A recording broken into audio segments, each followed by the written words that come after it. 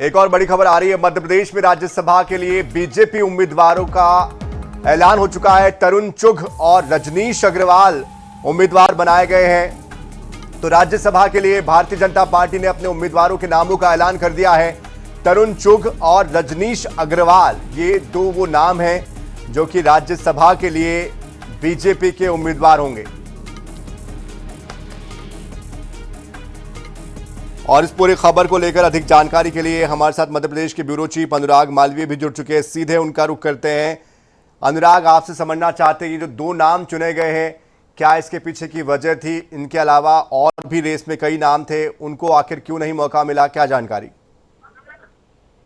देखिए, निश्चित रूप से हमने हमेशा कहा है कि भारतीय जनता पार्टी चौंका सकती है और भारतीय जनता पार्टी ने फिर चौंकाया है कि जिन नामों की चर्चा हो रही थी उनमें से कोई भी नाम जो है वो राज्यसभा के लिए उम्मीदवार नहीं हुआ, बल्कि उम्मीदवार के रूप में नाम आया तरुण चुघ का और रजनीश अग्रवाल का। यानी फिर एक बाहरी चेहरे को एमपी बीजेपी ने जो है अपना प्रत्याशी बनाया है। लेकिन साथ में अगर रजनीश अग्रवाल की बात करें तो एक बड़े लंबे समय से रजनीश अग्रवाल ने मेहनत की है और कहीं ना कहीं रजनीश अग्रवाल डिजर्व भी करते थे। संगठन में कई सारी सेवाएं दी और उसके बाद कई जगहों पर परिणाम भी दिए जब भी उनकी अन्य राज्यों में ड्यूटीज लगाई गई। तो यही कारण है कि एक मध्य प्रदेश का चेहरा और एक बाहरी चेहरा, जो पहले से फार्मूला चला आ रहा है, उसी फार्मूले पे बीजेपी आगे बढ़ी है।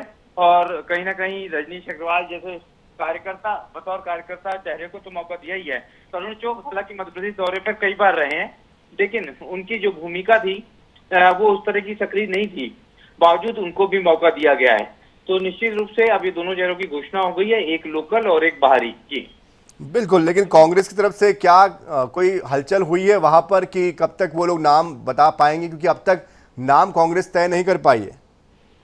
बिल्कुल, देखिए, कांग्रेस के लिए अब इंतजार करना होगा। कांग्रेस लगातार ये रणनीति के तहत इंतजार कर रही थी कि पहले भाजपा अपने प्रत्याशियों की घोषणा करती है, 2 की घोषणा करती है या 3 की घोषणा करती है। फिलहाल तो बीजेपी ने अपने 2 ही प्रत्याशियों के नामों की घोषणा की है।